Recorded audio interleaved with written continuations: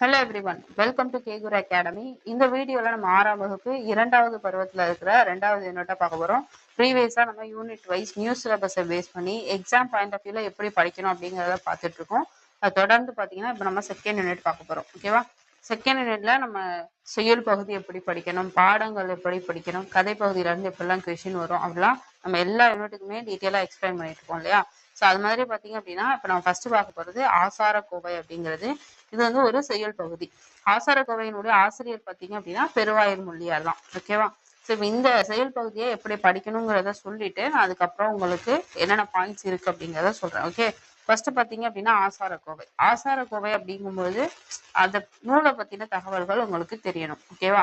அடுத்தது அந்த பாடல் வரி, அந்த பாடல்ல என்ன கருத்து சொல்லியிருக்காங்க, அந்த பாடலோட ஆசிரியர் யாரு, அந்த பாடலோட ஆசிரியர் சம்பந்தமான பிற தகவல்கள், இது எல்லாத்தையும் விட ரொம்ப முக்கியமானது புக் பேக் கொஷின்ஸ். ஓகேவா? ஸோ இப்போ இந்த ஆங்கிள் நீங்க படிச்சீங்க அப்படின்னா இந்த செயல் பகுதியில இருந்து என்ன கொஸ்டின் கேட்டாலும் ஈஸியா ஆன்சர் பண்ணலாம். அண்ட் இன்னொரு இம்பார்ட்டன்டான விஷயம் என்னன்னா, பாடல் வரிகள்ல இருக்கக்கூடிய சில கடினமான சொற்களுக்கு பொருளும் தெரிஞ்சிருக்கணும், அந்த சொற்களுக்கு எதிர்பொருளும் தெரிஞ்சிருக்கணும், அதாவது எதிர்ச்சொல் தெரிஞ்சிருக்கணும். ஸோ அப்ப ரெண்டுமே கேட்பாங்க. ஓகேவா? பொருளும் கேட்பாங்க, எதிர்ச்சொல்லும் கேட்பாங்க. ஓகே, சரி. இப்போ ஃபர்ஸ்ட் பாருங்க ஆசாரக்கோவை. இதுல என்ன கொடுத்துருக்காங்க அப்படிங்கிறத பார்க்கலாம். ஃபர்ஸ்ட் இந்த ஆசாரக்கோவை அப்படிங்கறத பார்த்தீங்கன்னா ஒழுக்க நெறிகளின் தொகுப்பு அப்படின்னு சொல்லலாம். சரியா? ஸோ முழுக்க முழுக்க ஒழுக்கம் சார்ந்த அந்த கருத்துக்கள் தான் இதுல இருக்கும். ஸோ பாடல் பாருங்க. அது முன்னாடி இந்த பாக்ஸ்ல என்ன இருக்குங்கிறத பார்த்துட்டு போயிடலாம். ஓகே, நல்லொழுக்கமே நல்ல மனிதர்களை உருவாக்கும். நாம் ஒழுக்க நெறிகளை அறிந்தால்தான் அவற்றை பின்பற்றி நல்வாழ்வு வாழ முடியும். இந்த நோக்கத்திற்காகவே நம்மளுடைய முன்னோர்கள் வந்து அறநூல்களை படைச்சிருக்காங்க. ஸோ அப்ப அறநூல்கள் மூலமா நமக்கு ஒழுக்கங்களை முன்னோர்கள் கற்றுக் கொடுத்திருக்காங்க. ஓகேவா? நாம் பின்பற்ற வேண்டிய நற்பண்புகளை அறநூல்கள் வந்து நமக்கு விளக்குது. ஸோ அதுல ஒண்ணுதான் இப்ப நம்ம பார்க்க போற இந்த பாடல். பாடல் சொல்ற பாருங்க. நன்றி அறிதல் பொறையுடைமை இன்சொல்லோடு இன்னாத எவ்வுயிர்க்கும் செய்யாமை கல்வியோடு ஒப்புரவு ஆற்ற அறிதல் அறிவுடைமை நல்லினத்தாரோடு நட்டல் இவை எட்டும் சொல்லிய ஆசார வித்து. ஸோ இப்ப இவை எட்டும்னா இந்த மேல வந்து நமக்கு 8 கருத்துக்கள் வந்து கொடுத்துருக்காங்க. ஓகேவா? 8 கருத்துக்கள் வந்து இருக்கும். ஸோ அப்ப அந்த 8 கருத்துக்கள்ல நமக்கு 8 விதமான ஒழுக்க நெறிகளை பத்தி சொல்றாங்க. ஓகே, ஸோ அதனால ரொம்ப முக்கியமானது அப்படின்னு சொல்லலாம். இந்த பாடல் வரிகளை நல்லா படிச்சுக்கோங்க. இதுல இருந்து நமக்கு கோடிட்டிடம் கேட்கலாம். ஓகேவா? எக்ஸாம் பாயிண்ட் ஆஃப் வியூல நமக்கு என்னென்ன கேட்கலாம் அப்படின்னும் போது கோடிட்டிடம் கேட்கலாம். அண்ட் பாத்தீங்க அப்படின்னா சொற்களை ஒழுங்குபடுத்தி சொற்றொடராக்குக அப்படின்னு சொல்லிட்டு ஒரு டாபிக் இருக்கு இல்லையா? ஸோ அதுல இருந்து கொஸ்டின் வரும். அடுத்தது பாத்தீங்க அப்படின்னா என்னென்ன கருத்துக்களை அவங்க சொல்லியிருக்காங்க, அந்த 8 ஒழுக்க நெறிகள் என்னங்கிறத பார்த்துக்கணும். ஸோ அதில் வந்து ஏதாவது ஒரு மிஸ்மேட்சாக கொடுத்துட்டு இது தவறானது எது, இல்லை சரியானது எது அப்படிங்கிற மாதிரிலாம் கேட்பாங்க. ஓகேவா? ஸோ அதனால பாடல் வரிகள் ரொம்ப முக்கியமானது. ஸோ லைன் பை லைன் படிச்சுக்கோங்க. நன்றி அறிதல் பொறையுடைமை இன்சொல்லோடு இன்னாத எவ்வுயிர்க்கும் செய்யாமை கல்வியோடு ஒப்புரவு ஆற்ற அறிதல் அறிவுடைமை நல்லினத்தாரோடு நட்டல் இவை எட்டும் சொல்லிய ஆசார வித்து.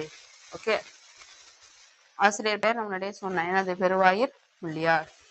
ஸோ இதுக்கான சொற்பொருள் பாருங்க. நன்றி அறிதல் அப்படின்னா என்ன?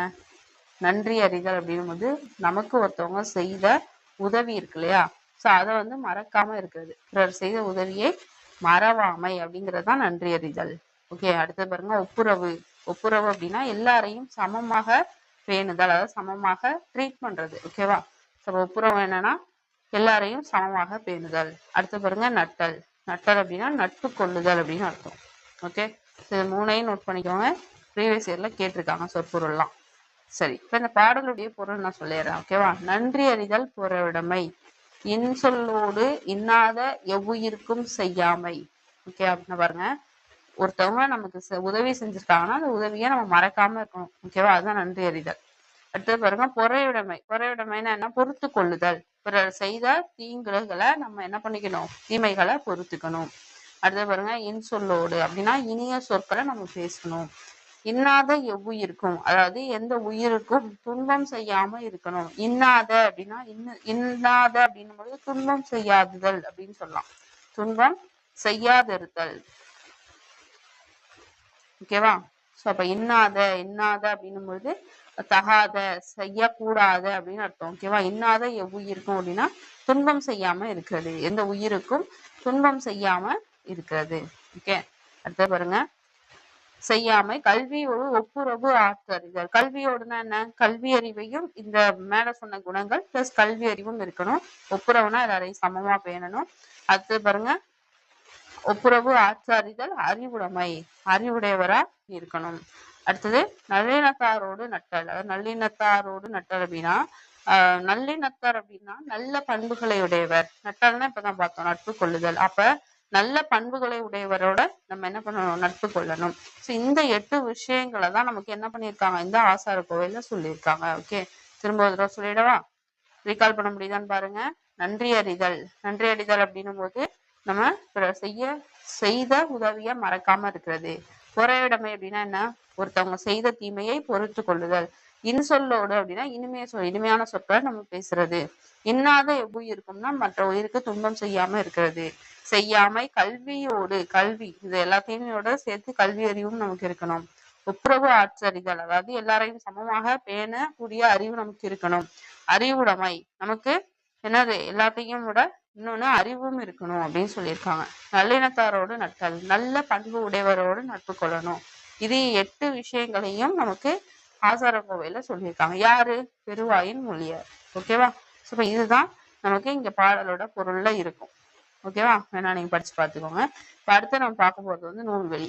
நூல்வெளியில நமக்கு நூலை பற்றின தகவலும் நூலோட ஆசிரியர் பற்றின தகவலும் இருக்கும். இதுல வந்து நமக்கு ப்ரீவியஸ் இயர்ல கொஸ்டின் கேட்டிருக்காங்க. ஓகேவா? சரி, இப்ப நம்ம வந்து நூல்வெளியை பார்த்தலாம். ஃபர்ஸ்ட் பாருங்க, ஆசாரக்கோவை. இந்த நூலோட ஆசிரியர் முன்னாடியே சொல்லிட்டேன், பெருவாயின் முள்ளியார். இவர் வந்து கயத்தூர்ல பிறந்திருக்காரு. ஊர்ல கேட்பாங்க, பெருவாயின் முள்ளியார் பிறந்த ஊரின் பெயர் என்ன? ஓகேவா? ஆசாரக்கோவையினுடைய ஆசிரியர் பெயர் என்ன அப்படிலாம் கேட்பாங்க. ஆசாரக்கோவை அப்படின்னா நான் ஸ்டார்டிங்ல சொன்னேன், நல்ல ஒழுக்கங்களுடைய தொகுப்பை தான் நம்ம ஆசாரக்கோவை அப்படின்னு சொல்றோம். இந்த ஆசாரக்கோவை பாத்தீங்க அப்படின்னா 14 கீழ்கணக்கு நூல்கள்ல ஒண்ணு. எதனால? அறக்கருத்துக்கள் இதுல சொல்லியிருக்காங்க. பெரும்பாலும் அறக்கருத்துக்கள் நமக்கு 14 கீழ்கணக்கு நூல்கள்ல இடம்பெற்றிருக்கும். ஓகேவா? இந்த நூல் பாத்தீங்க அப்படின்னா மொத்தம் நமக்கு 100 வெண்பாக்களை கொண்டது. 100 வெண்பாக்கள் கொண்டது. இதை நீங்க சைட்ல இப்படி எழுதி கூட வச்சுக்கலாம். ஏன்னா இங்க படிக்கும்போது நீங்க மிஸ் பண்றதுக்கான சான்சஸ் இருக்கு. ஸோ அப்போ ரிவிஷன் பண்ணும்போது ரொம்ப ஹெல்ப்ஃபுல்லா இருக்கும். ஓகேவா? சரி, அடுத்து பாருங்க.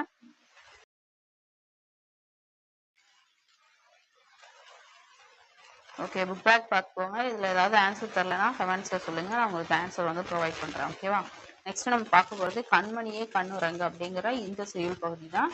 இப்போ செயல் பகுதிக்குள்ளே போகிறதுக்கு முன்னாடி இந்த செயல் பகுதி பார்த்தீங்க அப்படின்னா ஒரு நாட்டுப்புற பாடல் வகை அப்படின்னு சொல்லலாம். மக்கள் வந்து வேலை செய்யும் போது களைப்பு தெரியாம இருக்கிறதுக்காக வாய்மொழியா பாடப்பட்ட இலக்கியங்கள் தான் இது. பெரும்பாலும் இதுக்கு ஆசிரியர் பெயர்லாம் கொடுத்துருக்க மாட்டாங்க. ஓகே, இப்ப கண்மணியே கண்ணுரங்கு இதை பார்க்கறதுக்கு முன்னாடி இந்த பாக்ஸ்ல என்ன கொடுத்துருக்காங்கன்றதை பார்த்துட்டு நம்ம போகலாம். ஓகேவா? பாடல்கள் வந்து பொதுவா நம்ம என்ன பண்ணாலும் சரி, ஒரு சாங் கேட்டோம் அப்படின்னா மைண்ட் அப்படியே ரிலாக்ஸ்டா இருக்கும், நமக்கு ஒரு சந்தோஷமா இருக்கும் இல்லையா? ஸோ அதுதான் சொல்லியிருக்காங்க. பாடல்கள் மனதிற்கு வந்து அமைதியையும் மகிழ்ச்சியையும் தரக்கூடியதா இருக்கும். பாட்டை வந்து காதால கேட்கும் போதும் நமக்கு சந்தோஷமா இருக்கும், நம்ம வாயால பாடினாலும் நமக்கு சந்தோஷமா இருக்கும் இல்லையா? ஸோ அப்ப பாடினாலும் மகிழ்ச்சி, கேட்டாலும் மகிழ்ச்சி. ஏற்றில் எழுதப்படாத இந்த இசை பாடல்கள் வந்து தமிழ்ல வந்து நிறைய இருக்கு அப்படின்றத சொல்லியிருக்காங்க. தமிழரினுடைய பிறக்கிறதுல இருந்து இறப்பு வரைக்கும் பாத்தீங்க அப்படின்னா ஒவ்வொரு நிகழ்வுலையுமே நமக்கு இந்த பாடல்கள் வந்து ரொம்ப முதன்மையான இடத்த வந்து பெற்றிருக்கு. நம்மளே எடுத்துங்களேன், நம்ம ஹாப்பியா இருந்தாலும் என்ன பண்ணுவோம்? ஒரு சாங் கேட்போம், அதுக்கு ஒரு டியூன் வச்சிருப்போம். இல்ல வந்துட்டு சேடா இருக்கும் அப்படின்னா அதுக்கு ஒரு சாங் வச்சிருப்போம் இல்லையா? கண்டிப்பா எண்ட் ஆஃப் த டே நம்ம என்ன பண்றோம்? ஒரு சாங்கை கேட்டுதான் நம்மள வந்து ஹீல் பண்ணிக்கிறோம், இல்ல ஹாப்பினஸ் வந்து நம்ம வந்து என்ஜாய் பண்ணிக்கிறோம். ஏதோ ஒரு சாங்கோட ரிலேட் பண்ணிக்கிறோம். அது பழைய பாட்டா இருக்கலாம், புது பாட்டா இருக்கலாம், வாட் எவர் மேபி. ஸோ இப்ப இந்த பாடல்கள் வந்து நமக்கு என்ன பண்ணுது அப்படின்னா நம்ம மைண்ட் செட்டுங்கிறத தாண்டி இப்ப இந்த மாதிரி பாடக்கூடிய நாட்டுப்புற பாடல்கள் எந்த காலத்துல பாடப்பட்டிருக்கோ அந்த காலத்துல உள்ள வாழ்க்கை முறையை நமக்கு எடுத்துக்காட்டக்கூடியதா இருக்கு. ஓகே, சரி, இப்ப இந்த பாடல் வரியில என்ன கொடுத்துருக்காங்கன்னு பார்த்தலாம். அந்த இதுல சின்ன சின்ன ஹிண்ட்ஸ் இருக்கு, நான் அதையுமே உங்களுக்கு சொல்றேன், நோட் பண்ணிக்கோங்க. ஃபர்ஸ்ட் பாடல் பாருங்க. ஆராரோ ஆரிராரோ ஆராரோ ஆரிராரோ நந்தவனம் கண் திறந்து நற்றமிழ் பூ எடுத்து, நற்றமிழ் பூ எடுத்து பண்ணோடு பாட்டு இசைத்து. பண்ணுனா என்ன? பாடு. இப்போ பண்ணோடு அந்த இசைன்னு சொல்றோம் இல்லையா? பண்ணுனா என்னது? இசை அப்படின்னு சொல்லலாம், தாளம் இசை அப்படின்னு சொல்லலாமா? ஸோ பண்ணோடு பாட்டு இசைத்து, இசையோடு பாட்டினை இசைத்து பார் போற்ற வந்தாயோ. பார்னா என்னது? உலகம். பார்னா என்னது? உலகம். பார் போற்ற வந்தாயோ. தந்தத்திலே தொட்டில் கட்டி. அப்ப நம்ம யானையோட தந்தம் இருக்கு, அந்த தந்தத்துல இந்த கலர் பாத்தீங்கன்னாவே தெரியும் என்னது, தந்தத்தினுடைய கலர்ல இருக்கு. அப்ப யானைன்னு கூட போட்டு வச்சுக்கலாம். தந்தத்திலே தொட்டில் கட்டி தங்கத்திலே பூ இழைத்து. இந்த பூ பாத்தீங்களா, கோல்டு கலர்ல இருக்கா, ஓகே, கோல்டு கலர்ல இருக்கு இல்லையா. அப்ப தங்கத்திலே பூ இழைத்து செல்லமாய் வந்து உதித்த சேர நாட்டு முத்தேனோ. இது நோட் பண்ணிக்கணும், என்னது சேர நாட்டு முத்தேனோ கொடுப்பாங்க ஆப்ஷன்ல. இந்த இடத்துல சேர நாட்டுன்னு கொடுத்து டேஷ் கொடுத்தாங்கன்னா சேர நாட்டுல உள்ளது தேன் அப்படின்னு தெரியணும். அடுத்து பாருங்க, வாழை இலை பரப்பி வந்தாரை கையமர்த்தி சுவையான விருந்து வைக்கும் சோழ நாட்டு முக்கணியோ. அப்ப சோழ நாட்டுல என்ன பண்றாங்க, 3 கனிகளை வைத்து விருந்து வைக்கிறாங்க. அடுத்தது பாருங்க, குளிக்க குளம் வெட்டி. ஏன்னா நமக்கு மதுரை பாண்டிய சைடு பாத்தீங்க அப்படின்னா நிறைய குளங்கள் இருக்கும், ஓகேவா. குளிக்க குளம் வெட்டி குளம் வாழ அணை கட்டி பசியை போக்க வந்த பாண்டிய நாட்டு முத்தமிழோ. பசியை போக்க வந்த பாண்டிய நாட்டு முத்தமிழோ நமக்கு தெரியும் என்னது, மதுரையில சங்கம் வைத்து தமிழ் வளர்த்தாங்க அப்படின்லாம் நமக்கு தெரியும் இல்லையா. அப்ப முத்தமிழ் அப்படின்னா பாண்டிய நாடு, முக்கணினா சோழ நாடு, முத்தேன் அப்படின்னா சேர நாடு. இதை நீங்க சைட்ல எடுத்து எழுதிக்கோங்க. ஏன்னா ரிவிஷன் பண்ணும்போது ஈஸியா இருக்கும், உள்ள போய் நீங்க படிச்சு போகணும்னு தேவையில்ல. கண்ணே மணியே கண்மணியே கண்ணுரங்கு கண்ணுரங்கு அப்படின்னு சொல்லி பாடல் வரி இருக்கு. இதுல நீங்க கவனிக்க வேண்டியது என்ன, தங்கத்துல தொட்டி கட்டினாங்க, தங்கத்துல பூ இது பண்ணாங்க, அப்புறம் சேர நாட்டுல முத்தேன், சோழ நாட்டுல முக்கணி, பாண்டிய நாட்டுல முத்தமிழ். இது மட்டும் நோட் பண்ணிக்கோங்க, ஓகே.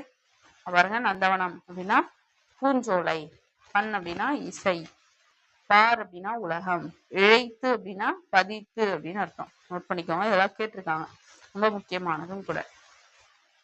நம்ம மேல பார்த்தோம் இல்லையா, முத்தேன், முக்கணி, முத்தமிழ்னா அதனுடைய தொகை சொற்கள். ஸோ இது மாதிரி நிறைய தொகை சொற்கள் இருக்கு, அது எல்லாமே அங்கங்க வரும்பொழுது படிச்சுக்கோங்க, ஏன்னா நமக்கு சிலபஸ்ல இருக்கு, ஓகேவா. தொகை சொற்களை விரிச்சு எழுதுற சொல்லி அப்படி பார்க்கும்போது முத்தேன் பாத்தீங்க அப்படின்னா என்னது, கொம்புத்தேன், மலைத்தேன், கொசுத்தேன். முக்கணின்னும் போது மா பலா வாழை, இது நல்லா தெரிஞ்ச விஷயம்தான். முத்தமிழ்னும் போது இயல் இசை நாடகம், இதுவும் தெரியும். ஸோ அப்ப இந்த முத்தேன் மட்டும் உங்களுக்கு புதுசா இருக்கலாம், ஸோ அதனால நல்லா படிச்சுக்கோங்க. என்னது, கொம்புத்தேன், மலைத்தேன், கொசுத்தேன். ஓகே, நான் மேல பார்க்கும்போதே நான் உங்களுக்கு பொருள் சொல்லிட்டேன், நீங்க வந்து என்ன பண்ணலாம், இது ஜஸ்ட் ஒரு தடவை ரீட் பண்ணிக்கோங்க, ஓகேவா. அடுத்து நம்ம நூல்வழி பார்க்கலாம். நூல்வழியை பொறுத்த வரைக்கும் பாத்தீங்கன்னா நம்ம முன்னாடியே சொன்னது ஒரு வாய்மொழி பாடல், அதாவது நாட்டுப்புற பாடல், நாவை அசைத்து பாடக்கூடியது. இப்ப தாலாட்டு அப்படிங்கிற பெயரோடு நம்ம அழைக்கிறோம். தாலாட்டு பாடல் குழந்தைகளுக்காக பாடுறாங்க. இது வாய்மொழி இலக்கியங்கள்ல ஒண்ணுதான் இந்த தாலாட்டு பாடல். தாள் அப்படின்னா என்ன, இது ரொம்ப முக்கியமானது. தாள் என்பதற்கு பொருள் என்ன, தாள் அப்படின்னா நாக்கு அப்படின்ற பொருள்ல இருக்கும். நம்மளுடைய நாவை அசைத்து பாடக்கூடியதுனால இதை தாலாட்டு அப்படின்னு சொல்லி அழைக்கிறாங்க. குழந்தையினுடைய அழகையை நிறுத்துறதுக்காகவும் குழந்தையை தூங்க வைக்கிறதுக்காகவும் இனிய ஓசையோட இந்த தாலாட்டு பாடல்களை பாடுறாங்க. ஓகே, அடுத்தது புக் பேக் இருக்கு, ட்ரை பண்ணுங்க, ஓகேவா. நெக்ஸ்ட் நம்ம பார்க்க போகிறது தமிழர் பெருவிழா. ஸோ தமிழர் பெருவிழா அப்படின்னும் போது ஒன்றும் இல்லை, பொங்கல் பண்டிகை இருக்கு இல்லையா, அதை பற்றின அது பொங்கல் பண்டிகை சார்ந்து வேற என்னென்ன பண்டிகைகள் வருது அப்படிங்கிற தகவல், அப்புறம் இந்த பொங்கல் பண்டிகையை நம்ம மற்ற மாநிலங்கள்ல என்ன பெயர்ல அழைக்கிறாங்க, அந்த பொங்கல் பண்டிகையில நம்ம என்னென்ன விஷயங்களை சிறப்பாக செய்கிறோம், அதை பற்றின நூல்கள்ல வெவ்வேறு நூல்கள்ல என்னென்ன கருத்து கொடுத்துருக்காங்க, இதெல்லாம் தான் இந்த லெசன்ல நம்ம பார்க்க போறோம், ஓகேவா. ஸோ இந்த லெசன்ல பாடல் வரிகள் ரொம்ப முக்கியமானது. அது மட்டும் இல்லாம மற்ற மாநிலங்கள்ல இந்த பொங்கல் பண்டிகை எப்படி அழைக்கப்படுது அப்படிங்கிறது ரொம்ப முக்கியமானது. சரி, ஒன் பை ஒன்னா பார்க்கலாம், சரியா. விரும்பி கொண்டாடக்கூடியதை நம்ம என்னன்னு சொல்றோம், விழா அப்படின்னு சொல்றோம். உறவுகள் எல்லாம் ஒன்று கூடி கொண்டாடும் போது இந்த விழாக்கள் என்ன பண்ணுது, நமக்கு ரொம்ப மகிழ்வை தரக்கூடியதா இருக்கு. மனிதர்கள்ட்ட பாத்தீங்க அப்படின்னா ஒற்றுமையை வளர்க்கக்கூடியதா இந்த விழாக்கள் இருக்கு. தமிழரினுடைய நாகரிகம், வீரம் இதெல்லாத்தையும் எடுத்துக்காட்டக்கூடிய வகையில இந்த விழாக்களை நம்ம கொண்டாடுறோம். ஏன்னா ஒரு செலிப்ரேஷன் இருக்கு அப்படின்னும் போது நம்மளுடைய இப்போ உதாரணத்துக்கு ஜல்லிக்கட்டே கூட எடுத்துக்கலாம், பொங்கல் டயத்துல வைக்கிறாங்க அப்படின்னும் போது நம்மளுடைய பண்பாட்டை பறைசாற்றுற விதமா தான் அந்த ஜல்லிக்கட்டு இருக்குன்னு சொல்றாங்க இல்லையா. ஸோ அது மாதிரிதான் கொடுத்துருக்காங்க. அடுத்தது விழாக்கள் நம்மளுடைய பண்பாட்டை வந்து அடுத்த தலைமுறையினருக்கு கொண்டு போய் சேர்க்குது, ஓகேவா.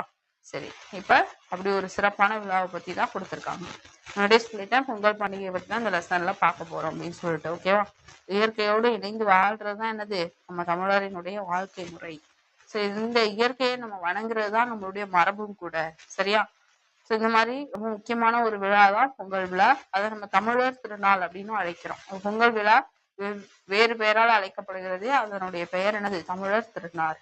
இந்த பொங்கல் ஃபங்க்ஷன் எதுக்காக அப்படின்னா சூரியன் அதாவது கதிரவனுக்கு நன்றி கூறி நம்மளுடைய இயற்கைக்கு வணக்கம் செலுத்துற விதமா இந்த பொங்கல் விழாவானது நம்ம செலிப்ரேட் பண்றோம். அது மட்டும் இல்லாம உழவர்கள் வந்து பாத்தீங்க அப்படின்னா ஆடி திங்கள், திங்கள் அப்படின்னா மாதம் அப்படிங்கிற ஒரு பொருள்ல உண்டு.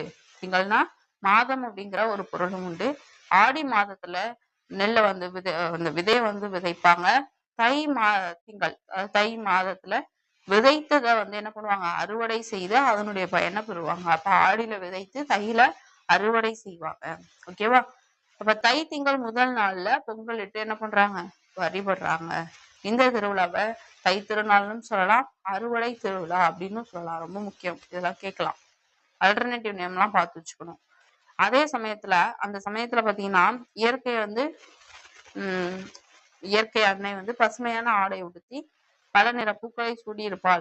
கனியும் காயும் கனியும் கரும்பும் எங்கு பார்த்தாலும் விளைந்து காட்சி தரும். ஸோ அதுக்கு என்ன சொல்றாங்கன்னா அந்த அன்னைக்கு நாள் வந்து எல்லாருக்குமே வந்து ரொம்ப பிளசண்டா இருக்கும் அப்படிங்கிறத சொல்றாங்க. ஏன்னா எல்லாமே வந்து விதைத்து அறுவடைக்கு தயாரா இருக்கும் இல்லையா? ஸோ அப்ப எல்லாமே செழிப்பா இருக்கும் அப்படிங்கிற மீனிங் தான் அதுல கொடுத்துருக்காங்க. ஓகே, அடுத்து பாருங்க, உழவர்கள் இயற்கைக்கும் தம்முடன் உழைத்த கால்நடைக்கும் இந்த நாள்ல நன்றி தெரிவிக்கிறாங்க. எனவே இந்த விழாவை நம்ம உழவர் திருநாள் அப்படின்னு சொல்லலாம். நமக்கு தெரியும் பொங்கல் முடிஞ்சோன்னா அடுத்த நாள் என்னது, உழவர் அந்த மாட்டு பொங்கல் சொல்றோம் இல்லையா?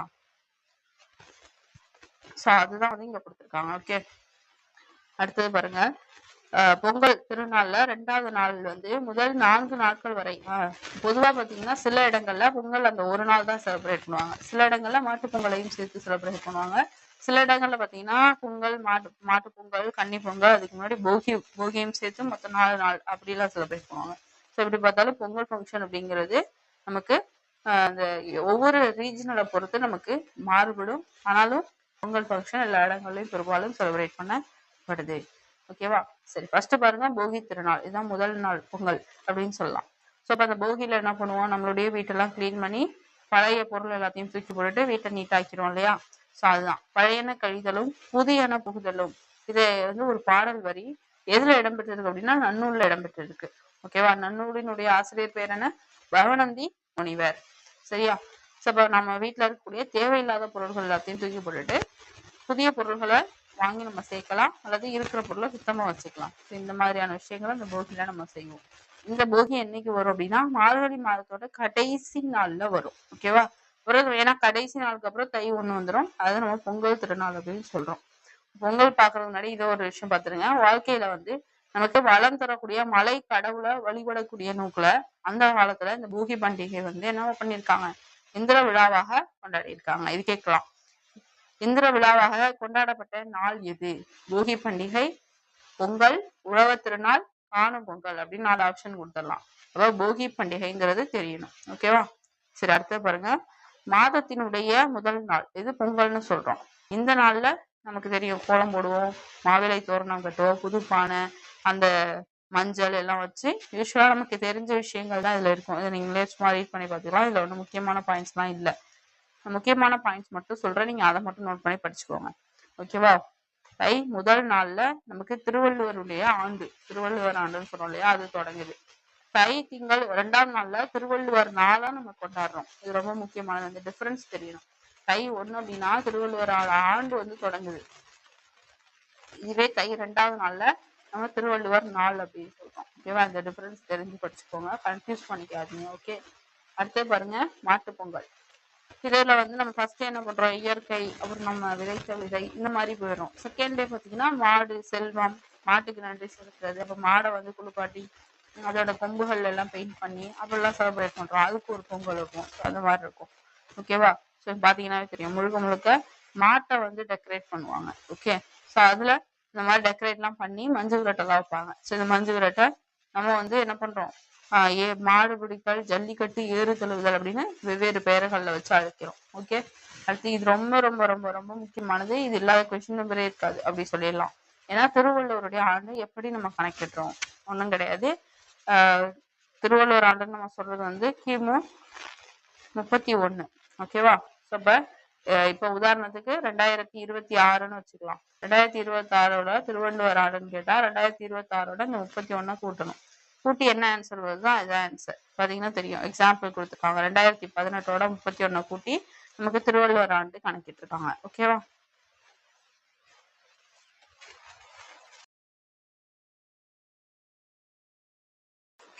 காணும் பொங்கல். காணும் பொங்கல் பார்த்தீங்க அப்படின்னா ஜல்லிக்கட்டு, அந்த உழவர் திருநாள் இருக்கு இல்லையா, அதுக்கு அடுத்த நாள் வந்து இந்த காணும் பொங்கல் செலிப்ரேட் பண்ணுவாங்க. ஸோ இந்த நாளில் நம்ம எல்லாருக்குமே தெரியும், உறவினர்கள் நண்பர்கள் எல்லாரையும் சந்திப்பாங்க. அப்புறம் வந்து மோஸ்ட்லி வந்து பீச்சுக்கு போவாங்க. ஸோ இந்த மாதிரி கொஞ்சம் ஒரு அது மாதிரி சில இடங்கள்ல பார்த்தீங்கன்னா காம்படிஷன்ஸ்லாம் வைப்பாங்க இல்லையா, அந்த பொங்கலை முன்னிட்டு சில விளையாட்டு போட்டிகள்லாம் வச்சு பரிசு கொடுப்பாங்க. இந்த மாதிரியான விஷயங்கள்லாம் இருக்கும். ஸோ ஃபுல்லாக என்ஜாய்மெண்ட் மட்டும்தான் இதில் இருக்கும். அது மட்டும் இல்லாமல் கலர் பொடி தூவி இது பண்ணுவாங்க. ஸோ அந்த மாதிரி நிறைய ஒவ்வொரு இடங்கள்ல ஒவ்வொரு மாதிரி செலிப்ரேட் பண்ணுவாங்க இல்லையா. ஸோ அதுதான் வந்து இந்த காணும் பொங்கல். ஸோ இந்த நாளில் நான் சொன்ன மாதிரி இங்கே கொடுத்துருக்காங்க பாருங்க, குடும்பத்தினருடைய அந்த எங்கே விரும்புகிறாங்களோ அங்கே போய் பார்த்து அந்த டேவை வந்து ஃபுல்லாக என்ஜாய் பண்ணி ஸ்பெண்ட் பண்ணுவாங்க. அப்புறம் பட்டிமன்றம், கலை நிகழ்ச்சி, விளையாட்டு போட்டி, அப்புறம் மற்ற இடங்களுக்கு போகிறது எல்லாமே அதுக்குள்ளே வந்துடும். ஓகேவா? ஸோ இந்த மாதிரி தான் இருக்கும். ஸோ இப்போ ஒவ்வொரு நாள் ஃபஸ்ட்டு போகினும் போது கிளீனிங் ஒர்க்கு, பொங்கல் வந்து இயற்கையை பேஸ் பண்ணியிருக்கும். அடுத்து உழவர் திருநாள், மாடோட வழிபாடு அந்த மாதிரி இருக்கும். அண்ட் ஃபைனலாக காணும் பொங்கல் ஃபுல்லாக என்டர்டைன்மெண்ட் பேஸ் பண்ணியிருக்கும். ஸோ இப்படி தான் இந்த 4 நாளும் போகும். அடுத்தது பார்த்திங்கன்னா இந்த பொங்கல் தினத்தை நம்ம வந்து ஒவ்வொரு மாநிலத்தில் ஒவ்வொரு பெயர் வச்சு சொல்கிறாங்க. ஓகேவா? பொங்கல்னு சொல்லாமல் வெவ்வேறு பெயர்களால் சொல்கிறாங்க. ஸோ இப்போ அதுதான் நம்ம பார்க்க போகிறோம். அறுவடை திருநாள் அப்படின்னு நம்ம சொல்கிறோம் இல்லையா, தைத்திங்கள்ல அறுவடை செய்வாங்க. அப்போ இந்த பொங்கல்னால நம்ம அறுவடை திருநாள் அப்படின்னு சொல்கிறோம். இந்த அறுவடை திருநாள் வந்து ஆந்திரம், கர்நாடகம், மராட்டியம், அப்புறம் உத்தரப்பிரதேசம் இந்த மாநிலங்களில் என்ன பெயரால் அழைக்கிறாங்க அப்படின்னா மகர சங்கராந்தி. மகர சங்கராந்தி அப்படிங்கிற பெயர்ல கொண்டாடுறாங்க. அடுத்தது பாருங்க, பஞ்சாப்ல வந்து லோரி அப்படிங்கிற பெயர்ல கொண்டாடுறாங்க. இதெல்லாம் நிறைய தடவை ப்ரீவியஸ் இயர்லாம் கேட்டாங்க. ஓகேவா?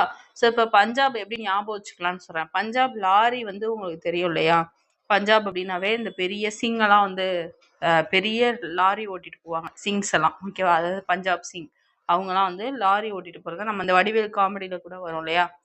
ஸோ அப்படி பார்க்கும்போது இந்த லாரி அப்படின்றது பஞ்சாப்க்கு கொஞ்சம் ஃபெமிலியராக இருக்கு இல்லையா. ஸோ அப்போ அந்த லாரியை லோரி அப்படின்னு ஞாபகம் வச்சுக்கலாம். ஓகே. அடுத்தது பாருங்க, குஜராத், ராஜஸ்தான் இந்த 2 மாநிலங்கள்ல வந்து உத்தராயன் அப்படின்னு சொல்லி கொண்டாடுறாங்க. அப்போ பஞ்சாப்னா லோரி, குஜராத் ராஜஸ்தான்னா உத்தராயன். மற்ற இடங்கள் இது ஆந்திரம், கர்நாடகம், மராட்டியம், உத்தரப்பிரதேசம். இங்கெல்லாம் மகர சங்கராந்தி அப்படின்னு செலிப்ரேட் பண்றோம். ஓகே. அடுத்து பாருங்க, நம்ம தமிழ்நாட்டில் பொங்கல் திருநாள், தை திருநாள், அறுவடை திருநாள், இப்படி வெவ்வேறு பெயர்கள் இருக்கு. ஸோ இதை மட்டும் நோட் பண்ணிக்கோங்க. ஓகேவா? அவ்வளோதான், இந்த லெசனில் உள்ளது பார்த்தாச்சு. And book back as usual solve பண்ணுங்க. தெரியாத கொஸ்டினை கமெண்ட்ஸில் போடுங்க, நான் ஆன்சர் சொல்கிறேன். ஓகே. அடுத்தது பாருங்க, மனம் கவரும் மாமல்லபுரம். இதில் பார்த்தீங்கன்னா நமக்கு மாமல்லபுரம் அங்கே உள்ள அந்த கலை பேஸ் பண்ண தகவல்கள் எல்லாமே இங்கே இருக்கும். அந்த மாமல்லபுரத்தில் பார்க்க வேண்டிய இடங்கள் என்னென்ன இருக்குது, அதில் சிறப்பான விஷயங்கள் என்னென்ன அப்படிங்கிறத ஒரு கான்வர்சேஷன் மாதிரி கொடுத்துருப்பாங்க. ஓகேவா? இந்த லெசன் ஃபுல்லாக நீங்கள் ரீட் பண்ணணும்னு அவசியம் இல்லை. நான் சொல்லக்கூடிய முக்கியமான பாயிண்ட்ஸை மட்டும் பார்த்துக்கோங்க. மோர் தென் எனஃப். ஓகே. இது பாருங்க, ஜஸ்ட் உங்களுக்கு புரியுறதுக்காக சில இடங்களை மட்டும் நான் எக்ஸ்பிளைன் பண்ணுவேன். ஓகேவா? ஆனால் நான் சில பாயிண்ட்ஸ் இது கண்டிப்பாக பார்க்கணுன்னு நான் சொன்னேன்னா அதை மட்டும் நீங்கள் அண்டர்லைன் பண்ணி வச்சுக்கோங்க புக்கில். ஓகே. கலை வந்து இலக்கியம், கலை இதெல்லாம் வந்து நம்மளோட தகவல்கள், நம்ம காலத்தில் இருக்கக்கூடிய தகவல்களை நமக்கு அடுத்தடுத்த தலைமுறைக்கு கடத்தி செல்லக்கூடிய ஒரு முக்கியமான ஒரு விஷயம். ஸோ இப்போ நம்ம இந்த காலத்தில் யூஸ் பண்ணக்கூடிய விஷயங்கள் எல்லாமே இனி நம்மளுடைய பல வருடங்கள் கழித்து பின்னாடி வரக்கூடிய நபர்கள் நம்ம விட்டு சென்ற ஆதாரங்கள் மூலமா நம்ம இப்படிலாம் இருந்திருக்கோம் அப்படிங்கிறத தெரிஞ்சுக்கிறாங்க இல்லையா. அதே மாதிரி தான் முன்னாடி உள்ள தகவல்கள் இருந்து நாம தெரிஞ்சுக்கிறோம். ஸோ பாருங்க, தமிழர்கள் வந்து சிற்பம், ஓவியம் இது மாதிரியான கலைகள்ல சிறந்திருந்திருக்காங்க. ஸோ அது மாதிரி ஒரு முக்கியமான ஒரு கலை தான் நம்ம பார்க்கக்கூடிய இந்த மாமல்லபுரம் சார்ந்த விஷயங்கள். முன்னாடியே சொல்லிட்டேன், இது ஒரு கான்வர்சேஷனாக தான் இருக்கும். ஸோ அதனால உள்ள ரொம்ப டெப்த்தாலாம் பார்க்க வேண்டாம். நரசிம்மவர்மன் அப்படின்னு சொல்லக்கூடிய மன்னன் யார் அப்படிங்கிறது உங்களுக்கு தெரியுமா? பார்த்தீங்கன்னா அந்த கான்வர்சேஷன் எப்படி இருக்குன்னா, ஒரு குழந்தையும் மன்னனும் பேசிக்கிற மாதிரி தான் இருக்கும். ஓகேவா? பாருங்க, நான் பல்லவ மன்னன் யாரு? நரசிம்மவர்மன். ஓகேவா? ஸோ இப்போ நரசிம்மவர்மன் தான் மற்போரில் சிறந்தவன் அப்படின்னு நம்ம சொல்லுவோம். மற்போரில் சிறந்தவன் யார்? மாமல்லன். நரசிம்மவர்மன், மகேந்திரவர்மன், ஏ மற்றும் பி அப்படின்னு ஆப்ஷன் கொடுத்தாங்கன்னா ஏ மற்றும் பி சூஸ் பண்ணணும். ஏன்னா நரசிம்மவர்மன் மாமல்லன் என்றும் அழைக்கப்படுகிறார். அப்போ இந்த மாதிரி நுணுக்கமாக படித்தாதான் எப்படி கொஸ்டின் கேட்டால் ஆன்சர் பண்ணலாம். ஓகேவா? ஸோ இப்போ நரசிம்மவர்மன் தான் பல்லவ மன்னன். அவனை மாமல்லன் அப்படின்னு சொல்கிறோம். அவன் மற்போரில் சிறந்தவன். இது முக்கியமான பாயிண்ட், நோட் பண்ணிக்கணும். ஓகேவா? அடுத்தது பாருங்க. இப்போ இந்த கான்வர்சேஷன் வந்து போயிட்டுருக்கு. ஓகேவா? இந்த 2 பேருக்கும். அப்போ அந்த மன்னன் என்ன பண்ணுறான், அங்கே இருக்கக்கூடிய இந்த விஷயங்கள் எல்லாத்தையும் அந்த பொண்ணுக்கு வந்து எக்ஸ்பிளைன் பண்ணுற மாதிரி கொடுத்துருக்காங்க. ஓகேவா? ஸோ அப்படி பார்க்கும்போது பாருங்கள், இந்த ஒரே பாறை இருக்கு இல்லையா, ஒரே பாறையில் செதுக்கி செய்யப்பட்ட ஒரு கோவில். ஸோ அதை வந்து ரதம் போன்ற வடிவத்தம், ரதம்னா என்ன, தேர். ஓகேவா? தேர் போன்ற வடிவத்தில் இருக்கும். ஸோ அதை நம்ம ரதக்கோவில் அப்படின்னு சொல்லி அழைக்கிறோம் அப்படின்னு சொல்லி அந்த ரதக்கோவில் பற்றி மன்னன் சொல்கிற மாதிரி கொடுத்துருப்பாங்க. அடுத்த பாருங்க, இதில் மொத்தம் வந்து எத்தனை ரதங்கள் இருக்கும் அப்படிங்கிறீங்கன்னா 5 ரதங்கள் இருக்கும். இதை நோட் பண்ணிக்கோங்க. ஓகே. அடுத்து இதை வந்து நம்ம 5 ரதங்கள் இருக்கிறதுனால ரதக்கோவில், ஸோ ஒரே பாறையில் செதுக்கி செய்யப்பட்ட கோவில், இதில் வந்து 5 ரதங்கள் இருக்கும். அதனால் இது நம்ம பஞ்சபாண்டவர் ரதம் அப்படின்னு சொல்கிறோம். பஞ்ச் அப்படின்னா 5 அப்படின்னு அர்த்தம். பஞ்சபூதம் சொல்கிறோம் இல்லையா, 5 பூதம். ஸோ அந்த பஞ்ச அப்படின்னா 5ங்கிற பொருளில் உண்டு. அதனால பஞ்சபாண்டவர் ரதம் அப்படின்னு இதை நம்ம அழைக்கிறோம். ஓகேவா? ஸோ இப்போ இது எல்லாமே இவருடைய மாமல்லன் காலத்தில் உருவாக்கப்பட்டது. ஓகேவா?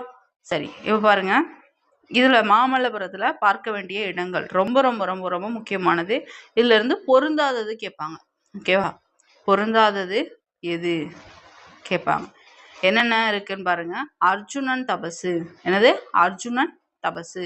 அடுத்தது கடற்கரை கோவில், பஞ்சபாண்டவர் ரதம் பார்த்தோம் இல்லையா, ரத கோவில் அதுதான். அடுத்து ஒற்றைக்கல் யானை, குகை கோவில், புலிக்குகை, திருக்கடல் மல்லை, கண்ணனின் வெண்ணெய் பந்து, கலங்கரை விளக்கம். இந்த கண்ணனின் வெண்ணெய் பந்துங்கிறத கொஞ்சம் கன்ஃபியூஸ் பண்ற மாதிரி கிருஷ்ணனின் வெண்ணெய் பந்து அப்படின்னு கூட கொடுக்கலாம். சரியா? சப்ப பார்த்துக்கோங்க. ஓகே. இந்த 9 இடங்களும் ரொம்ப ரொம்ப முக்கியமானது, மாமல்லபுரத்துல இருக்கக்கூடிய இடங்கள். ஓகே. அடுத்து பாருங்க. ஸோ இப்போ இந்த கோவில் வந்து எப்படி உருவானுச்சு அப்படின்னு சொல்லிட்டு நரசிம்மவர்மன் வந்து என்ன பண்றாரு, அந்த குழந்தைக்கு எக்ஸ்பிளைன் பண்றாரு. எப்படின்னா, அவங்க அப்பா அவர் 2 பேரும் பீச்சுக்கு அதில் விளையாடிட்டு இருக்கும்பொழுது அப்படி ஒரு இன்சிடென்ட்டை சொல்றாரு. ஓகேவா? இப்போ அந்த உருவங்கள்லாம் வந்து நம்ம செதுக்குனா எப்படி இருக்கும் அப்படின்னா, அவங்க அப்பாவும் அவனும் மன்னனும் பேசி, அந்த குழந்தையும் நரசிம்மவர்மனும் பேசிக்கிற மாதிரி ஒரு உரையாடலை வந்து அந்த மன்னன் வந்து எக்ஸ்பிளைன் பண்றான். ஸோ அப்படி உருவான ஒரு சிந்தனை தான் இந்த கோவில் அப்படின்னு சொல்லிட்டு ஜஸ்ட் ஒரு இன்ட்ரோ கொடுக்குறாரு. ஓகேவா? அதுல வேற ஒன்றும் கிடையாது. அண்ட் இதுல ஒரு முக்கியமான விஷயம் என்ன அப்படின்னா, அந்த மன்னரினுடைய அப்பாவினுடைய பெயர். ஓகேவா? ஸோ அதுதான் ரொம்ப முக்கியமானது.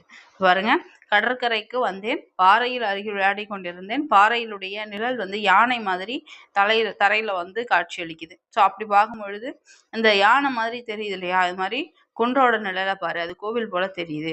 ஸோ இப்படி ஒவ்வொரு விஷயத்த அவங்க அப்பா வந்து எக்ஸ்பிளைன் பண்றாரு. அப்ப இந்த மாதிரி மாத்திட்டோம் அப்படின்னா, குன்றம் அந்த கோவில் முன்னாடி நிக்கிற யானை மாதிரி நம்ம மாத்திட்டோம் அப்படின்னா நல்லா இருக்குமே அப்படின்னு சொல்லி இந்த குழந்தையா இருக்கக்கூடிய நரசிம்மவர்மன் வந்து சொல்ற மாதிரியும், ஆமா அப்ப இதுல இருக்கக்கூடிய ஒவ்வொரு குன்று அந்த பாறையும் வந்து நம்ம ஒவ்வொரு சிற்பமா மாத்தலாம் அப்படின்னு சொல்லி அவங்க அந்த டிஸ்கஷனுக்குள்ள இருக்காங்க. ஓகேவா? ஸோ அப்படிதான் இந்த சிற்ப கலைக்கூடமா மொத்தமா எல்லாத்தையுமே மாத்திரலாம் அப்படின்னு சொல்லி ஒரு கான்வர்சேஷன் வந்து வந்ததா சொல்றாங்க. ஸோ அப்ப இவங்க யாரு, மாமல்லன் இருக்கார் இல்லையா, நரசிம்மவர்மன் பார்த்தோம் இல்லையா, மாமல்லனினுடைய அப்பாவினுடைய பெயர் என்ன? மகேந்திரவர்மன். ஓகேவா? நோட் பண்ணிக்கோங்க, மகேந்திரவர்மன். ரொம்ப ரொம்ப முக்கியமானது. பாருங்க, பல்லவ நாட்டை ஆட்சி செய்தவர் மகேந்திரவர்ம பல்லவர். ஸோ இவர் தான் யாரு, நரசிம்மவர்மன் மாமல்லன் என்று அழைக்கப்படக்கூடிய மன்னனினுடைய தந்தை. ஓகே. சரி, இப்போ அடுத்தது பார்க்கலாமா? ஸோ இப்போ அந்த ஒர்க்கு பார்த்தீங்க அப்படின்னா அவங்க டிஸ்கஸ் பண்ணிட்டாங்க இல்லையா, ஸோ அப்போவே அந்த ஒர்க்கை வந்து ஸ்டார்ட் பண்ணுறாங்க. ஸோ அவங்க அப்பா காலத்தில் அந்த ஒர்க் வந்து ஸ்டார்ட் பண்ணி அதை வந்து கொண்டு போகிறாங்க. ஓகே. ஸோ அப்படி தான் வந்து கொஞ்சம் கொஞ்சமாக எவால்வ் ஆகி இப்போ பார்க்கக்கூடிய அந்த மாமல்லபுரம் அப்படிங்கிறது வந்து இருக்குது அப்படிங்கிறத சொல்லியிருக்காங்க. ஸோ பாருங்கள், 2 அர்ஜுனன் தபசு சிலை இருக்கு இல்லையா, ஸோ அதை பற்றி கொடுத்துருக்காங்க. இதில் வந்துட்டு பார்த்தீங்கன்னா மனிதர்கள், விலங்குகள், பாறை இதெல்லாம் வந்து சிற்பங்களா அங்க செதுக்கியிருக்காங்க. இதெல்லாம் வந்து ஒரிஜினல் மாதிரி அங்க இருக்கு அப்படின்னு சொல்லியிருக்காங்க. அடுத்தது பாருங்க, புடைப்பு சிற்பம். புடைப்பு சிற்பம் அப்படிங்கிறதுல வந்து மொத்தம் 2 பாறைகள்ல 150க்கும் மேற்பட்ட சிற்பங்கள் இருக்கு. நோட் பண்ணிக்கோங்க. ஓகேவா? 150க்கும் மேற்பட்ட சிற்பங்கள் இருக்கு. அடுத்தது பாருங்க, இந்த ஒருவர் வந்து கண்ணை மூடி இரு கைகளை உயர்த்தி வணங்குவது மாதிரி ஒரு சிற்பம் இருக்கு. ஓகேவா? அதை மரியாதை செலுத்துற மாதிரி. உடல் வந்து மெலிந்து எலும்புகளும் நரம்புகளும் வெளியே தெரிகிற மாதிரி அந்த அவருடைய உடல், அந்த வணக்கம் செலுத்துறவருடைய உடல் வந்து ரொம்ப அழகா நுணுக்கமான வேலைப்பாடுகளோட செஞ்சிருக்காங்க அப்படின்னு சொல்லி சொல்றாங்க. ஓகே, அடுத்தது பாருங்க. இந்த அர்ஜுனன் தபஸை வந்து நம்ம பகீரவன் தவம் அப்படின்னு சொல்லுவோம். ஓகேவா? இதெல்லாம் அல்டர்னேட்டிவ் நேம் தான், சும்மா ரேரா எப்பயாவது கேட்கலாம், ரொம்ப இம்பார்ட்டன்ட்லாம் கிடையாது. அடுத்து பாருங்க, ஆகாய கங்கை. அதாவது வானத்துல இருந்து கங்கை நீர் வருவது மாதிரி ஒரு அமைப்பு இருக்கும். அதுல பாத்தீங்கன்னா மழை காலத்துல கண்டிப்பா என்ன ஆகும், நீர் நம்மளுடைய மழை நீரானது உண்மையிலேயே நீர் வழிகிற மாதிரி அந்த காட்சியை வந்து உருவாக்கும் அப்படின்னு சொல்லி எக்ஸ்பிளைன் பண்றாரு. ஓகே, அடுத்து யானை சிற்பம். ஸோ மெயினாக நீங்கள் இதில் பார்க்க வேண்டியது பார்த்தீங்கன்னா என்னென்ன சிற்பங்கள் இருக்குது, அது என்னென்ன வடிவத்தில் இருக்குங்கிறது தான் பார்க்கணும். ஓகேவா? சிங்கம், புலி, அன்னப்பறவை, உடும்பு, குரங்கு இதெல்லாம் வந்து செதுக்கியிருக்காங்க. அதெல்லாம் ஒரிஜினல் மாதிரியே செதுக்கி வச்சுருக்காங்க. ஓகேவா? அடுத்த பாருங்க, மான் வந்து அதோட காலை வந்து தூக்கி முகவாயை வந்து சொரிந்து கொள்வது போன்ற ஒரு சிற்பம். ஓகேவா? அப்படி ஒரு சிற்பத்தை வந்து நுணுக்கமான வேலைப்பாடோட செஞ்சுருக்காங்க அப்படின்னு சொல்லியிருக்காங்க. ஓகே, அவ்வளோதான். அடுத்தது பாருங்க, இந்த சிற்பக்கலை வடிவமைப்புகளை மொத்தம் நம்ம 4 வகையா பிரிக்கிறோம். ஓகே, என்னென்ன அப்படின்னா குகைவரை கோவில், ஒற்றைக்கல் கோவில், கட்டுமான கோவில், புடைப்பு சிற்பம். இந்த 4ம் ரொம்ப முக்கியமானது. சரியா? இந்த 4 வகையான சிற்பக்கலை வடிவமைப்புகள் ஒரே இடத்துல இருக்குது. எந்த இடம்னு கேட்டிங்கன்னா மாமல்லபுரம் தான். ஓகேவா? இந்த மாமல்லபுரம் வந்து மாமல்லன் அப்படிங்கிற அந்த பெயரோடு ஒற்று போய் மாமல்லபுரம் அப்படின்னு வச்சிருக்காங்க. ஓகே, அடுத்து பாருங்க, இந்த மகாபலிபுரம் அப்படின்னு சொல்லுவாங்க. மற்றபடி இதில் வேற முக்கியமான பாயிண்ட்ஸ் கிடையாது. ஜஸ்ட் ஒரு தடவை வேணும்னா ரீட் பண்ணிக்கோங்க, தேவையில்லைன்னா. ஓகே, அடுத்து இலக்கணம் பார்க்கலாம், ரொம்ப முக்கியமானது. சரி, பாருங்க, ஃபர்ஸ்ட் தமிழ்ல பார்த்தீங்க அப்படின்னா டோட்டலாக உங்களுக்கு 200 கொஷின் இருக்கும். தமிழ்ல இருந்து 100 கொஷின் இருக்கும் இல்லையா? இதில் ஒரு சில கொஷின் வந்து உங்களுக்கு அவுட் சோர்ஸ் போயிருவீங்க. ஸோ அப்போ மீதி இருக்கிற கொஷின் பார்த்தீங்கன்னா ஒரு 40 கொஷின் அவுட் சோர்ஸ் போறீங்கன்னு வச்சுங்களேன். மீதி 60 கொஷின் இருக்குன்னா இதில் 30 கொஷின் வந்து லெசன் ஓரியன்டாகவும் இந்த பாடம் சம்பந்தமாகவும், 30 கொஷின் வந்து உங்களுக்கு இலக்கணம் புரிதல் அடிப்படையில் உங்களுக்கு 30 கொஷின் இருக்கும். ஓகே, ஸோ இந்த மாதிரி தான் நீங்கள் படிக்கிற மாதிரி இருக்கும். ஸோ அதனால் இலக்கணத்துக்கு நீங்கள் ஈக்குவல் இம்பார்ட்டன்ஸ் கொடுத்து தான் ஆகணும். சும்மா படிக்காமல் விட்டுறலாம் அப்படிலாம் நினச்சிட்டு இருக்காதீங்க. ஓகேவா? சரி, இப்போ பாருங்கள், மனம். இந்த நான் பார்த்தீங்கன்னா தெரியும், இது வந்து என்னது, ஸ்மெல்லை குறிக்கக்கூடியது. இந்த மனம் பார்த்தீங்கன்னா உள்ளம் அப்படிங்கிற நம்மளுடைய மனதை குறிக்கக்கூடியது. ஓகேவா? ஆனால் இதில் என்ன வித்தியாசம் அப்படின்னா இந்த நான் தான் வித்தியாசம். இந்த மாதிரி ஆனால் நம்ம உச்சரிக்கும் போது பார்த்தீங்கன்னா பெரிய அளவில் வேறுபாடு இருக்காது, ஒரே மாதிரி தான் இருக்கும் இல்லையா? அது நான் உச்சரிக்கும் போது ஏறத்தாழ ஒன்று போலவே ஒலிக்கக்கூடியது. ஆனால் இரண்டுக்கும் பொருள் வேறுபாடு அப்படிங்கிறது உண்டு. ஸோ அப்போ உச்சரிப்பில் மட்டும் சிறிதளவு மட்டுமே வேறுபாடு உள்ள இந்த ஒலிகளை நம்ம எப்படி அழைக்கிறோம் அப்படின்னா மயங்கொலிகள் அப்படின்னு அழைக்கிறோம். ஸோ மொத்தம் மயங்கொலிகள் எத்தனை இருக்குது அப்படின்னு கேட்டிங்கன்னா 8 மயங்கொலிகள் இருக்குது. அது என்னென்னா இந்த 3 அதாவது நகரம், அடுத்தது லகரம் 3 ல, அடுத்தது பார்த்தீங்கன்னா ரகரம் 2 ர. ஸோ இந்த 8 எழுத்துக்கள் தான் மயங்கொலி எழுத்துக்கள். ஏன்னா நம்ம உச்சரிக்கும் போது ஒரே மாதிரி இருக்கும். ஸோ இந்த 8 எழுத்துக்கள் எப்படி பிறக்குது, என்னென்ன முயற்சியில் பிறக்குது அப்படிங்கிறத டீட்டெயிலாக நம்ம இந்த இலக்கண பகுதியில் பார்க்க போகிறோம். ஃபர்ஸ்ட் பாருங்க, நகர எழுத்துக்கள். இந்த ந, அதாவது டகர நகரம் அப்படின்னு சொல்லுவோம். ஓகேவா? இந்த நா எப்படி பிறக்குதுன்னு பார்க்கலாம். நாவினுடைய நுனி, அதாவது நாக்கினுடைய நுனி பகுதி, மேல்வாய் அன்னம் இருக்கு இல்லையா, இது வந்து நாக்கோட நுனி. ஓகேவா? இது வந்து மேல்வாய் பல்லு. இந்த இடத்துல ஒரு இடம் இருக்கும் இல்லையா, அதுதான் அன்னம் அப்படின்னு சொல்லுவோம். மேல்வாய் அன்னத்தின் நடுப்பகுதியை தொடுறதுனால பார்த்தீங்கன்னா தெரியும், கரெக்டாக நடுப்பகுதியை தொடுதா. ஸோ அப்போ அதனால அது இந்த நகரம் வந்து பிறக்குது. இது என்ன நகரம்? டகர நகரம். ஓகே, அடுத்தது இந்த நகரம் பார்க்கலாம். இது பாருங்க, நாவின் நுனி மேல்வாய் அன்னத்தின் முன்பகுதியை தொடுது. ஃபர்ஸ்ட் பார்த்தது நடுப்பகுதி, இது முன்பகுதி. அடுத்தது பார்த்தீங்கன்னா நுனி பகுதின்னு வரும். ஓகேவா? இந்த நகரம் என்ன வரும்? இது வந்து தகர நகரம். ஓகேவா? அடுத்து இது பார்த்தீங்கன்னா ரகர நகரம். ஸோ இது நீங்கள் சைடில் எங்கேயாவது எழுதி வச்சுக்கோங்க, உள்ள லைன்ஸ்லேயே இருக்கும், இருந்தாலும் நீங்கள் அங்கங்கே சைடில் எழுதி வச்சிட்டிங்கன்னா உங்களுக்கு ரிவிஷன் பண்ணும்போது என்ன ஆகும், ரொம்ப ஈஸியாக இருக்கும். ஓகேவா? அவ்வளோதான், வேறு ஒன்றும் கிடையாது. சரி, இப்போ பாருங்கள், நான் சொன்ன மாதிரி ரீகால் பண்ண முடியுதானே. இது வந்து டகர நகரம், இது வந்து ரகர நகரம், இது டகர நகரம், இது தகர நகரம். இது வந்து நாவினுடைய நுனி மேல்வாய் பல்லின் அன்னத்தின் நடுப்பகுதியை தொடுவதால், இது அன்னத்தினுடைய முன்பகுதியை தொடுவதால், இது அன்னத்தினுடைய நுனி பகுதியை தொடுவதால். ஓகேவா? அவ்வளோதான். பார்த்தீங்கன்னா தெரியும். நாவின் நுனி மேல்வாய் அன்னத்தின் நடுப்பகுதியை தொடுவதால் நகரம் பிறக்குது. இந்த நா பார்த்தீங்கன்னா மேல்வாய் அன்னத்தின் முன்பகுதியை தொடுவதால் நகரம் பிறக்கிறது. அடுத்தது இந்த நா பாருங்க, மேல்வாய் அந்த நாவினுடைய நுனி மேல்வாய் பல்லின் அடிப்பகுதியை தொடுவதால். நுனி பகுதின்னு சொன்னோம் இல்லையா, அது அடிப்பகுதி. அடினா என்ன, நுனி இந்த இடம். ஓகேவா, நுனிய அடி எல்லாம் ஒண்ணுதான். சரியா? ஸோ அப்போ இதுக்கு தான் நம்ம முன்னாடியே சொல்லிட்டோம், என்னது, டகரத்தை அடுத்து இதை நா வர்றதுனால இதை நகரம் டகர நகரம் அப்படின்னு சொல்லலாம். அடுத்தது தாவை அடுத்து இந்த நா வர்றதுனால இந்த தன் நகரம் அப்படின்னு சொல்றோம். அடுத்தது ராவை அடுத்து நா வர்றதுனால ரன் நகரம்னு சொல்றோம். இப்போ நான் சொன்ன மாதிரி டகர நகரம், தகர நகரம், ரகர நகரம் அப்படின்னு சொல்லலாம். தன் நகரம், ரன் நகரம் அப்படின்னு சொல்லலாம். எல்லாமே ஒன்று தான். ஓகேவா? இதுக்கு எக்ஸாம்பிள் இங்கே கொடுத்துருக்காங்க, ஜஸ்ட் பார்த்துக்கோங்க. ஏன்னா இப்போ இந்த கண்டம் அப்படின்னும் போது இந்த இன்னொட்டாவும் பக்கத்தில் வரும். ஓகேவா? இன்னொரு ராவும் பக்கத்தில் வரும். அந்த டிஃப்ரென்ஸ் உங்களுக்கு எடுத்து காட்டுறதுக்காக இந்த பாக்ஸ் கொடுத்துருக்காங்க. இது அவ்வளோ முக்கியமும் கிடையாது. இது ரொம்ப ரொம்ப முக்கியமானது. நகரம் வர வேண்டிய இடத்துல நகரம் எழுதப்படும் போது பொருள் வேறுபாடு அடையும் அப்படிங்கிறத உணர்த்துறதுக்காக சில எக்ஸாம்பிள் கொடுத்துருக்காங்க. இது நிறைய தடவை கேட்டிருக்காங்க. வானம் அப்படின்னும் போது இது என்னது, வெடி. இந்த வானம் பார்த்தீங்கன்னா ஆகாயம். இந்த பனி அப்படின்னும் போது வேலையை குறிக்கக்கூடியது, இந்த பனி குளிர்ச்சியை குறிக்கக்கூடியது. அடுத்து நம்ம பார்க்க போகிறது லகர வேறுபாடு. 3 ல இருக்கு இல்லையா, அதை நம்ம பார்க்க போகிறோம். ஃபர்ஸ்ட் பாருங்க, இந்த லாவை பொறுத்த வரைக்கும் நாவினுடைய இரு பாகங்கள் வந்து தடித்து மேல் பகுதியினுடைய அடிப்பகுதி, ஓகேவா, அடிப்பகுதியை தொடுவதால் லகரம் பிறக்கிறது. இது வந்து நம்ம இப்படி போடும்போது பார்த்தீங்கன்னா இந்த வே மாதிரியே போடுறோம் இல்லையா, ஸோ அதனால இது ரெண்டையும் நம்ம என்னன்னு சொல்றோம், அப்படி இந்த லாவை நம்ம என்னன்னு சொல்றோம்னா வகர லகரம் அப்படின்னு சொல்றோம். என்னன்னு சொல்றோம், வகர லகரம் அப்படின்னு சொல்றோம். அடுத்தது பாருங்க, இந்த ல பார்த்தீங்க அப்படின்னா நமக்கு ந மாதிரியே இருக்கா, அதாவது இந்த நா போடுறோம் இல்லையா, இதே மாதிரி தான் இந்த ல போடுறோம். அதனால இதை நகர லகரம் அப்படின்னு சொல்றோம். என்னன்னு சொல்றோம், நகர லகரம்னு சொல்றோம். அண்ட் இந்த ல பாருங்க, இது நமக்கு மா போடுற மாதிரியே வருதா, அதனால இத மகர லகரம், சாரி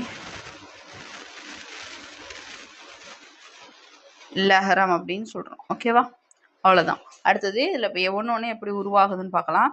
இந்த ல பார்த்தீங்கன்னா நாவினுடைய இரு பக்கங்கள் தடித்து மேல் பல்லினுடைய அடிப்பகுதியை தொடர்றதுனால லகரம் பிறக்குது. அடுத்து இந்த ல பாருங்க, நாக்கினுடைய அந்த இரு பக்கங்கள் தடித்து மேல் அன்னத்தினுடைய நடுப்பகுதியை தொடுவதால் இந்த லகரம் பிறக்குது. ஓகேவா, இதை நம்ம பொது லகரம் அப்படின்னும் அழைக்கிறோம். ரொம்ப முக்கியமானது, இதனை பொது லகரம் எனவும் அழைக்கின்றோம். ஓகே, அடுத்தது பாருங்க ழ. இந்த ல நம்ம என்ன பண்றோம் அப்படின்னா நாவினுடைய நுனி மேல் நோக்கி வளைந்து வரணும். இந்த ல வந்து எப்பொழுதுமே ஸ்பெஷல், என்னன்னா வருடும் அப்படின்னு வரும். என்னன்னு சொல்லும், வருடும் அப்படிங்கிற வார்த்தை எப்பொழுதுமே மென்ஷன் ஆகும். இது சிறப்பு லகரம் அப்படின்னு நம்ம சொல்லுவோம். லகரமும் ஒரே இடத்துல ஒலிக்கப்படும் அப்படிங்கிறது ஒரு முக்கியமானது. அடுத்தது பார்த்தீங்கன்னா இந்த ழ வந்து தமிழுக்கு சிறப்பானது. ஸோ அதனால நம்ம சிறப்பு லகரம் அப்படின்னு சொல்லலாம், மகர லகரம் அப்படின்னு சொல்லலாம். அப்ப பொது லகரம் எதுன்னு கேட்டா இது வந்து வகர லகரம். ஸோ இந்த டிஃபரன்ஸ் 3த்துக்கும் நல்லா தெரியணும். ஓகேவா, இப்போ இதுக்கு வந்து பொருள் வேறுபாடு பார்க்கலாம். ஃபர்ஸ்ட் பாருங்க, விலை, பிரைஸ் சொல்லுவோம் இல்லையா, பிரைஸ் டேகு, அதுதான் அது. அடுத்து இந்த விலை பார்த்தீங்கன்னா விளைவித்தல், உண்டாக்குதல் அப்படிங்கிற பொருள்ல வரும். இந்த விலை வந்து விரும்புங்கிற பொருள்ல வரும், விருப்பம், விரும்பு அப்படிங்கிற மாதிரி. அடுத்து பாருங்க, இலை, செடியினுடைய இலை. இந்த இலை பார்த்தீங்கன்னா மெலிந்து போதல், இழைத்து போதல், மெலிச்சிட்டான் அப்படின்னு சொல்லுவோம் இல்லையா, ஒல்லி ஆயிட்டான் அப்படின்னு சொல்லுவோம், அப்ப இழைத்து போதல். அடுத்தது இலை, இது வந்து நூலினுடைய அந்த நூல் இலையை வந்து நம்ம நூல் இலை அப்படின்னு சொல்றோம். ஓகே, அடுத்து ஃபைனலா ரகர எழுத்துக்கள். ர ஃபர்ஸ்ட் இந்த ர பாருங்க, இது வந்து நமக்கு ழ மாதிரியே மகர லகரம் பார்த்தோம்ல, சிறப்பு லகரம். இதுல எப்படி வருடுவதால்ன்ற வார்த்தை வந்துச்சோ அதே மாதிரி இதுக்கும் வருடுவதால்ன்ற வார்த்தை வரும். நாவின் நுனி மேல் அன்னத்தின் முன்பகுதியை தொட்டு வருவதால் ரகரம் தோன்றுகிறது. ஓகேவா, இது நமக்கு இங்க இருக்கு, அது பின்னாடி இருக்கும். வருடுவதால்ன்ற வார்த்தை வேற ஒரு இடத்துல நான் சொல்றேன் உங்களுக்கு. இப்போதைக்கு இதுல இருக்கிறத மட்டும் பார்த்துக்கோங்க. ஓகேவா, நாவின் நுனி மேலன்னத்தின் முன்பகுதியை தொட்டு வருவதால் ரகரம் தோன்றுது. இது இடையின எழுத்து அப்படிங்கிறதுனால இடையின ரகரம் அப்படின்னு சொல்றோம். அடுத்து பாருங்க, மேல் அன்னத்தினுடைய மைய பகுதியை உரசுறதுனால இந்த ரகரம் பிறக்குது. இதை நம்ம வல்லின ரகரம் அப்படின்னு சொல்றோம். ஓகே, இதுக்கான பொருள் வேறுபாடு. ஏரி அப்படின்னும் பொழுது நீர்நிலை. இந்த ஏரி வந்து ஏரி வா அப்படின்னு சொல்றோம் இல்லையா, மேலே ஏறி வா அப்படின்னு, அந்த மாதிரி பொருள். அடுத்தது கூரை, வீட்டினுடைய கூரை. இந்த கூரை பார்த்தீங்கன்னா கூரைப்படவை அப்படின்னு சொல்றோம் இல்லையா, அது. இந்த மாதிரி டிஃப்ரென்ஸ் தெரியணும். அடுத்தது சிரம் அப்படின்னா என்னது, தலை. இலைக்கு வேறு பெயர் என்னது, தலை. அடுத்தது வண்டி இருப்பது காலை. கடலுக்கு வேறு பெயர் பறவை. பறவை வானில் பறந்தது. கதவை மெல்ல திறந்தான். பூ மனம் வீசியது. புலியின் கண் சிவந்தது. குழந்தைகள் பந்து விளையாடினர். வீட்டு வாசலில் கோலம் போட்டனர். மற்ற இதுல இது எல்லாத்துக்கும் நீங்க ஆன்சர் ட்ரை பண்ணுங்க. ட்ரை பண்ணிட்டு எதுக்கு தெரியலையோ அதை கமெண்ட்ஸ்ல சொல்லுங்க, நான் உங்களுக்கு ஆன்சர் சொல்றேன். ஓகே,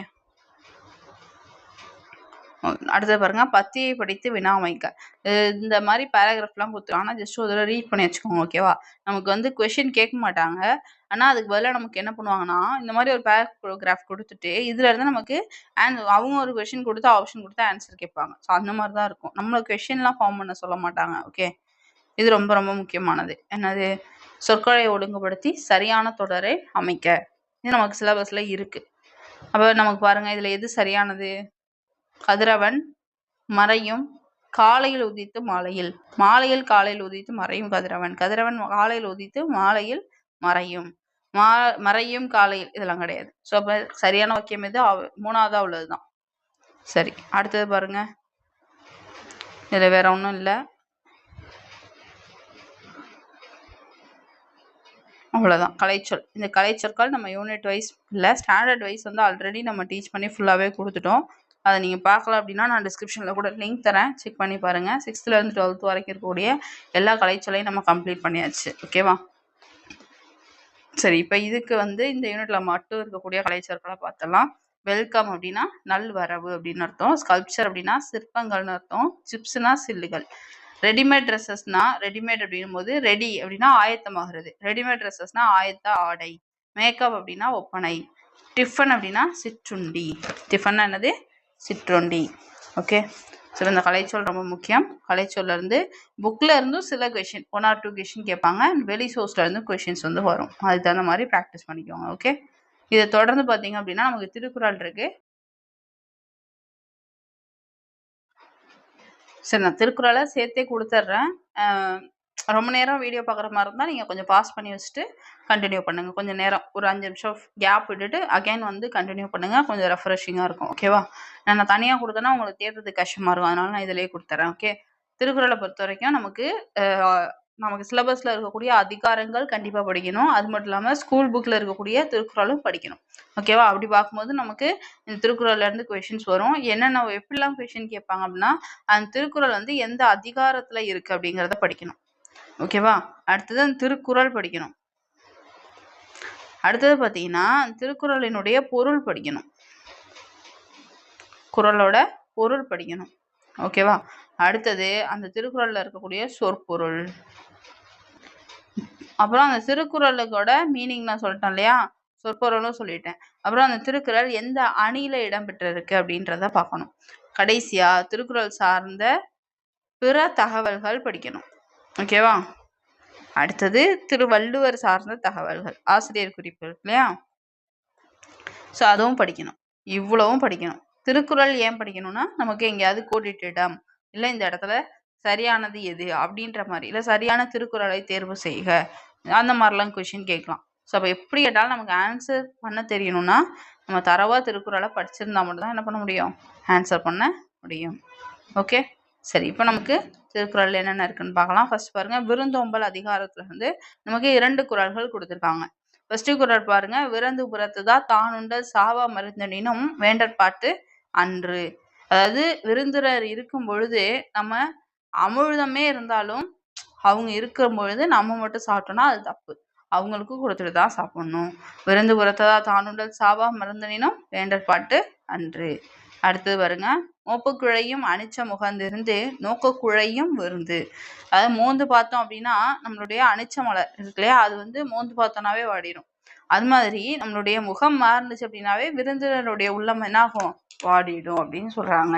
ஓகே, அது ரெண்டுமே எங்க இருந்து வந்திருக்கு, விருந்தோம்பல்ன்ற அதிகாரத்துல இருந்து வந்திருக்கு. ஓகே, அடுத்து பாருங்க, கல்லாமை அப்படிங்கிற அதிகாரத்தில் உள்ள 2 குறள்கள் இருக்கு. ஓகேவா, அதுக்கான பொருள் சொல்றேன். உள்ளத்தால் உள்ளலும் தீதே பிறன் பொருளை கள்ளத்தால் கல்வேம் என ஒண்ணுல ஒருத்தவங்களுடைய பொருளை மற்றவங்களுடைய பொருளை நம்ம திருடிடலாம் அப்படின்னு நினைக்கிறதே தப்பு. திருடுறது வேற, திருடலாம்னு நினைக்கிறதே தப்பு அப்படின்னு சொல்றாங்க. அதான் அடுத்தவர் பொருளை களவாடலாம் என உள்ளத்தால் நினைப்பது கூட தீமையானது, எடுக்கவும் கூடாது. ஓகேவா? நினைக்கதானே கூடாது, ஸ்ட்ரைட்டா போய் எடுத்துரும் அப்படின்னு நினைக்க கூடாது. சரியா? நினைக்கிறதே தப்புனா எடுக்கிறது அதை விட தப்பு. சரியா? அடுத்தது பாருங்க, களவினால் ஆகிய ஆக்கம் அளவறிந்து ஆவது போல கெடும். அதாவது நம்ம திருடுறது மூலமா, பொய் சொல்றது மூலமா சேர்க்கப்படக்கூடிய அந்த செல்வமானது பார்க்கும்பொழுது நல்ல வளம் நிறைய இருக்கு அப்படிங்கிற மாதிரி தோணும். ஆனா எண்ட் ஆஃப் த டே என்னாகும்? அது அழிந்து விடும். களவு மூலம் சேர்க்கப்படும் செல்வம் வளர்ப்பது போல தோன்றினாலும் முடிவில் அழிந்து விடும். களவினால் ஆகிய ஆக்கம் அளவறிந்து ஆவது போல கெடும். ஓகே, அடுத்து பாருங்க, ஊக்கமுடைமை. இவ்வளவு நேரம் நம்ம என்னென்ன பார்த்தோம்? ஃபர்ஸ்ட் வந்து விருந்தோம்பல் அதிகாரத்துல இருந்து 2 குறள் பார்த்தோம். அப்புறம் கல்லாமைங்கிற அதிகாரத்துல இருந்து 2 குறள் பார்த்தோம். இப்ப ஊக்கமுடைமைங்கிற அதிகாரத்துல இருந்து நம்ம 4 குறள் பார்க்க போறோம். ஓகேவா? ஸ்கிரீன்ல 4 குறளுமே தெரியும். இந்த 4 குறளும் நம்ம என்ன பண்ண போறோம்? பார்க்க போறோம். எந்த அதிகாரத்துல இருந்து? ஊக்கமுடைமைங்கிற அதிகாரத்துல இருந்து. உள்ளம் உடைமை உடைமை பொருளுடைமை நில்லாது நீங்கிவிடும். திரும்ப சொல்ல பாருங்க, உள்ளம் உடைமை உடைமை பொருளுடைமை நில்லாது நீங்கிவிடும். ஊக்கம் தான் வந்து என்னது? நிலையான செல்வம். மற்ற எல்லாமே என்னது? நிலைத்து நிற்காமல் அழிந்து விடும். திரும்ப சொல்ல பாருங்க, ஊக்கம் தான் நிலையான செல்வம். அந்த ஊக்கம் தவிர மற்ற எல்லாமே என்னது? நிலைத்து இல்லாம அழிந்து விடும். ஓகே, அடுத்தது பாருங்க, ஆக்கம் அதர்வினாய் செல்லும் அசைவிலா ஊக்கமுடையான் உடை.